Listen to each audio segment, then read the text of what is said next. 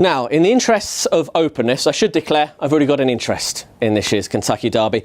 I backed Justify quite a while ago, and that's because the hype from America was getting so loud it could be heard over here on this side of the Atlantic. Since that hype, he's starting to justify it.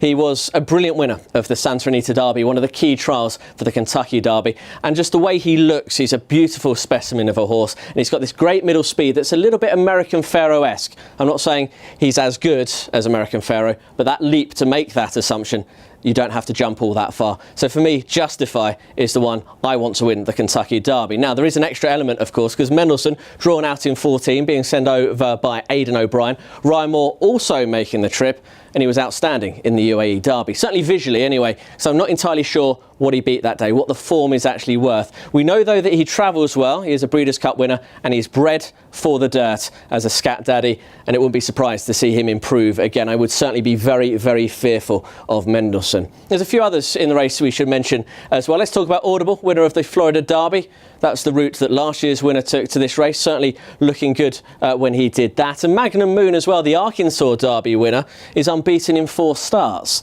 Now, though he would only be the second horse to win the Kentucky Derby, should he manage it, to have not as run as a 2-year-old. History possibly against Magnum Moon. Bolt Doro, I quite liked that one last season. Unfortunately, though, was well beaten by Justify, so I had to switch my allegiance to Justify as well. And if you want to back one at an each-way price, how about Hofburg, who ran a corker in defeat in the Florida Derby on just his 3rd start. Trainer Bill Mott, not a trainer to tilt at windmills. I think they're bringing this one along slowly. I could certainly see it running into the places. So just to sum up then, as far as the Kentucky Derby is concerned, I've backed Justify. On the day, though, I will be having what they call in America the boxed exacta, or the reverse forecast to you and I'll be putting Mendelssohn in, because one too many times I have been done by Aidan O'Brien. And I'd perhaps also consider putting in Hofburg each way, or maybe even to land the trifecta. I think he's due for a big race. It's going to be a corker. It's the 144th Kentucky Derby, and hopefully Justify can justify